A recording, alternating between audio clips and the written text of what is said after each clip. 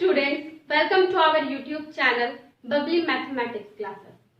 तो आज हम यहाँ पे एक्सरसाइज 4.4 को स्टार्ट करेंगे। तो जैसा कि आपका कुछ क्वेश्चंस होगा कि मैं एक्सरसाइज 4.3 करवा रही थी जिसमें आपको क्वेश्चंस 3, 4 एंड 5 करवाई थी, बट आप यहाँ पे ध्यान रखो कि जो आपका न्यू सिलेबस आया है, गुड न्यूज है आप लोगों के लिए कि जो आपका न्यू सिलेबस आया है उसमें आपको कंडीशनल बेस्ड प्रॉब्लम, आपको जो सिचुएशन बेस्ड प्रॉब्लम था वो आपको नहीं करना है, ठीक है। क्वाड्रेटिक इक्वेशंस में जो सिचुएशनल बेस्ड प्रॉब्लम था, इट मींस जो क्वेश्चंस नंबर 4 से लेके आपका एक्सरसाइज 4.3 की बात करें, एक्सरसाइज 4.3 में तो जो क्वेश्चंस नंबर आपका यहाँ पे 4 से लेकर के, आई थिंक 4 से लेकर के क्वेश्चंस नंबर 11 तक वो आपको नहीं करना है क्योंकि ये वर्ड प्रॉब्लम है और सिचुएशनल बेस्ड है। तो आप लोगों के लिए गुड न्यूज है। एक्सरसाइज 4.4 की भी बात करें तो इसमें भी आपको मैं बता दूं, तो इसमें भी आपको जो है क्वेश्चंस नंबर 3 से लेकर के 5 तक 4.4 की बात करें तो 4.4 में भी आपको क्वेश्चंस नंबर 3 से लेकर के क्वेश्चंस नंबर 5 तक आपको नहीं करना है, ठीक है। तो ये आप लोगों के लिए गुड न्यूज है। तो इसमें सिर्फ और सिर्फ क्वेश्चन नंबर 1, 2 एंड 3 करना है, ठीक है। तो मैं क्वेश्चन नंबर 1 की बात करने जा रही हूँ, ठीक है। तो क्वेश्चन नंबर 1 यहाँ पे देखते हैं। तो क्वेश्चन नंबर 1 है find the nature of the roots of the following quadratic equations if the real roots exist, find them. देखो आपको यहाँ क्या करना है कि जो भी यहाँ पे अगर रियल रूट्स अगर होगा तो उसे क्या करना है, फाइंड करना है। तो यहाँ पे आपको बताना है find the nature of the roots. क्या बताना है, नेचर ऑफ द रूट्स बताना है। बहुत इजी है फॉलोइंग क्वाड्रेटिक इक्वेशंस का। तो इसे हम कैसे फाइंड करेंगे, तो जैसा कि आपको पहले ही बता दिया गया है कि हम नेचर को कैसे फाइंड करते हैं, तो डी से डिस्क्रिमिनांट, हमें डिस्क्रिमिनांट निकालते हैं ना। तो जैसा कि आपको यहाँ पे सॉल्यूशंस में बताती हूँ कि आपने पढ़ रखा है discriminant is equal to B square minus 4ac, आपने पढ़ा है ना डिस्क्रिमिनांट। तो इससे क्या करते हैं, हम नेचर का पता लगाते हैं कि ये नेचर नेगेटिव है, पॉजिटिव है या इक्वल है जीरो के। अगर नेगेटिव जीरो के नेगेटिव होगा या जीरो से, इट मीन्स कि डिस्क्रिमिनांट नेगेटिव होगा या डिस्क्रिमिनांट आपका जीरो के इक्वल होगा या जीरो से ग्रेटर होगा, तो उसका जो रूट्स होगा वो क्या होगा, उसका नेचर वो मैं आपको बता चुकी हूँ इंट्रोडक्शन पार्ट में, बट फिर भी मैं आपको यहाँ पे रिपीट कर देती हूँ। तो देखो आप यहाँ पे कि अगर d ग्रेटर देन जीरो आता है, इट मीन्स जीरो से बड़ा नंबर आता है, तो ये क्या है, तो ये है आपका यहाँ पे ये हो जाता है रियल एंड डिस्टिंक्ट। ये क्या हो जाता है, रियल एंड डिस्टिंक्ट, ठीक है। आपको रियल रूट्स मिलेंगे और 2 डिफरेंट रूट मिलेंगे, डिस्टिंक्ट रूट। अगर आप यहाँ पे बात करो कि d इक्वल टू 0 होता है, अगर d इक्वल हो जाता है 0 के, इट मीन्स आपको रियल तो मिलेगा लेकिन क्या मिलेगा, इक्वल रूट्स मिलेगा, ठीक है। रियल मिलेगा और इक्वल रूट्स मिलेगा, ठीक है। और अगर d लेस देन 0 यानी कि d की वैल्यू जो है वो नेगेटिव वैल्यू मिलती है, ठीक है, 0 नहीं, 0 मीन्स -1, -2 इस टाइप का नंबर मिलता है, तो ये जो है इसमें क्या मिलेगा, नो रियल रूट्स, ठीक है। इसमें रियल रूट्स नहीं मिलेंगे, इट मींस कि आपको इमेजिनरी वैल्यू मिलेगी, ठीक है। तो ये कंडीशंस आपको बता दिया गया है पहले भी इंट्रोडक्शन पार्ट में। आपने नहीं देखा है तो इंट्रोडक्शन पार्ट जरूर देख ले, तब इस क्वेश्चन पे आए, ठीक है। बट फिर भी मैं आपको बताती हूँ कि डी की वैल्यू यहाँ पे फाइंड करनी पड़ती है। तो आपके यहाँ पे बहुत सारे क्वेश्चन है, बट मैं आपको फर्स्ट क्वेश्चन बताऊंगी तो आप इजिली सारे क्वेश्चन को कर लोगे। तो क्वेश्चन नंबर 1 है 2x square minus 3x plus 5 equal to 0। ये क्वाड्रेटिक इक्वेशन है। तो आप यहाँ देख सकते हो कि हमें क्या पता करना है, d की वैल्यू होती है, मतलब d का फॉर्मूला होता है बी स्क्वायर माइनस 4ac। तो यहाँ आपका पास a है, ठीक है, b है और c है, तो हमें a, b और c ही तो पता करनी है। तो a क्या होता है, x स्क्वायर कोफिशिएंट होता है, तो a यहाँ पे 2 है। b क्या है, तो b जो है x का कोफिशिएंट होता है, तो आप देख सकते हैं यहाँ पे -3 है। और c क्या होता है, c होता है आपका कांस्टेंट टर्म, जो कि आप यहाँ देख सकते हो 5 है। जब a b c पता लग गया तो आप इजी क्या कर सकते हो, d का वैल्यू निकाल सकते हो, ठीक है। तो d b स्क्वायर है, तो b स्क्वायर इट मींस कि -3 आपके पास है, तो इसका स्क्वायर लिखेंगे -4 इंटू a क्या है आपके पास, तो 2 है, एंड यहाँ पे c मींस यहाँ पे क्या है, 5 है, ठीक है। तो आप देखो -3 का स्क्वायर करोगे तो 3 3 जा 9 होगा, एंड माइनस यहाँ पे क्या हो जाएगा, 5 2 जा 10 एंड 10 4 जा 40। तो यहाँ पे क्या 40। अब देखो यहाँ पे कि -40 है और +9 है तो कितना आ जाएगा, यहाँ पे -31 आएगा, आएगा ना। तो यहाँ देखो -31 है, इट मीन्स ये क्या है, लेस देन 0 है। ठीक है, ये क्या है, लेस देन 0 है। तो आप देख सकते हो कि यहाँ पे देखो, यहाँ पे लिखेंगे since d less than 0, since d less than 0, ठीक है, therefore this equation has no real roots। जैसा कि आपको मैं बता चुकी हूँ कि d लेस देन 0 होगा तो उसका क्या होगा, रूट्स, नो रियल रूट्स होगा। तो आपको यही तीनों चीज बतानी है आपको कि रियल रूट्स होगा, रियल या डिस्टिंक्ट होगा, या रियल इक्वल होगा, या नो रियल रूट्स होगा। तो आप इस नेचर के जरिए आप पता करके बता सकते हो, इसका नेचर भी बताना है आपको।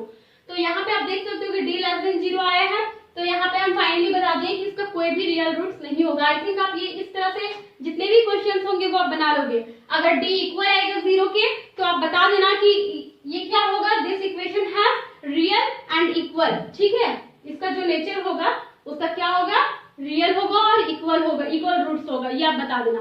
और अगर d ग्रेटर देन 0 आता है तो बता देना आप कि this equation has real and distinct root. ठीक है, डिस्टिंक्ट रूट्स दोनों का आएगा। तो ये आप फाइनली आप समझ गए उस क्वेश्चंस को, तो आप इजीली कर लोगे। ठीक है, तो अब देखते हैं इसका नेक्स्ट क्वेश्चन नंबर 2। तो स्टूडेंट्स अब हम एक्सरसाइज 4.4 की क्वेश्चन नंबर 2 की बात करते हैं। तो जैसा कि आप रूट्स आपको पता हो गया है कि नेचर ऑफ द रूट्स क्या होता है, तो बहुत इजी है ये भी क्वेश्चन है। Find the values of k, आपको k की वैल्यूज फाइंड करनी है for each of the following quadratic equations. यहाँ पे दो क्वाड्रेटिक इक्वेशंस दिए गए हैं, इसमें आप देख सकते हो कि k है ना, तो k की वैल्यू फाइंड करनी है। बट इसमें कंडीशन क्या है कि so that they have two equal roots. क्या बोल रहा है कि इसका जो नेचर है वो क्या है, टू इक्वल रूट्स बोल रहा है। तो आपको पता है कि d इक्वल टू जब 0 होता है तो वो मेरा क्या होता है, टू इक्वल रूट्स होते हैं। तो इसमें यही कंडीशन लगा कि k की वैल्यू फाइंड करनी है। तो हम यहाँ पे फर्स्ट क्वेश्चन पहले यहाँ पे सॉल्व करेंगे। तो फर्स्ट क्वेश्चन को आप यहाँ देख सकते हो। ठीक है, फर्स्ट क्वेश्चन है 2x square plus kx plus 3 equal to 0। ठीक है, तो आप यहाँ देखो, सबसे पहले तो मैं a और b और c की बात कर लेती हूँ। तो यहाँ पे a इज इक्वल टू आपको दिखता होगा x स्क्वायर का कोएफिशिएंट क्या है, a, इट मींस की 2। b क्या होता है x का कोएफिशिएंट, इट मींस की k, एंड कांस्टेंट और इट मींस की c क्या होता है यहाँ पे 3। तो आपको a b c पता चल गया। और यहाँ पे कंडीशन है कि they have two equal roots, दोनों का क्या है, टू इक्वल रूट्स है। इट मींस कि d equal to 0, d equal to 0 मतलब क्या, b square minus 4ac equal to 0 आना चाहिए। तो b स्क्वायर माइनस 4ac, तो देखो आप यहाँ पे b स्क्वायर, तो b स्क्वायर आपका क्या है, k का स्क्वायर हो गया माइनस 4ac, 4 इंटू a क्या है तो 2 है आपके पास, c क्या है आपके पास तो 3 है। ठीक है, इक्वल में आपके पास यहाँ पे बोल रहा है 0, तो ये कंडीशन लगा दिए, d इक्वल टू 0 है। अब देखो यहाँ पे k स्क्वायर हो गया माइनस 4 टू 8 एंड 8 3 कितना हो जाएगा 24 इज इक्वल टू 0। यहाँ देखो k square minus 24 equal to 0 है, तो आपको यहाँ पे क्या दिख रहा है, क्वाड्रेटिक इक्वेशन दिख रहा है, k square minus 24 equal to 0। ठीक है, अब हम बात करते हैं k square minus 24 equal to 0 की। तो देखो अगर हम यहाँ पे, नहीं ये ठीक है, k स्क्वायर यहीं पे रहने देते हैं और इस 24 माइनस 24 को इक्वल किधर ले जाते हैं तो प्लस 24 होगा ना। और जब यहाँ पे स्क्वायर है तो ये इक्वल किधर जाएगा तो रूट अंडर 24 हो जाएगा, होगा। और जब 24 का फैक्टर करोगे तो देखो 24 का फैक्टर करो तो 2 1 2 2 2 4 2 6 12 एंड 2 3 6। देख सकते हो आप, इसका फैक्टर क्या देखने को मिल रहा है, तो इसका फैक्टर देखने को मिल रहा है 2 इंटू 2 इंटू 2 इंटू 3, यही ना मिल रहा है आपको। तो आपको पता होगा जब किसी का पेयर मिलता है दो नंबर का तो वो एक क्या होता है, वो नंबर बाहर हो जाता है। तो यहाँ देख सकते हो 2 2 एक पेयर मिल रहा है, इट मीन्स कि ये जो नंबर है तो k इज इक्वल टू यहाँ पे प्लस माइनस में रूट की वैल्यू जो भी बाहर आती है वो प्लस माइनस में आती है, तो एक 2 बाहर हो जाएगा तो अंदर में क्या बचेगा 3 2 6, यही ना बचेगा। तो हमारी जो k की वैल्यू आया है, it means therefore k is equal to 2 root 6 and -2√6। ये हो गया आपका फाइनली आंसर। आई थिंक आपको ये समझ में आ गया होगा कि k की वैल्यू हम कैसे फाइंड किए। ठीक है, ये कंडीशन है b² - 4ac = 0, it means d = 0। ठीक है, तो ये जो क्वेश्चन आपको समझ में आ गया है, तो अब देखते हैं नेक्स्ट क्वेश्चन नंबर 2। बिल्कुल इसी तरह से बनेगा। ठीक है, तो क्वेश्चन नंबर 2 का सॉल्यूशन स्टार्ट होता है यहाँ से। सबसे पहले तो एक ब्रैकेट है x - 2, उसे हम तोड़ते हैं। तो kx को जब हम मल्टीप्लाई करेंगे x से तो kx² आएगा, एंड kx को मल्टीप्लाई करेंगे -2 से तो -2kx आएगा।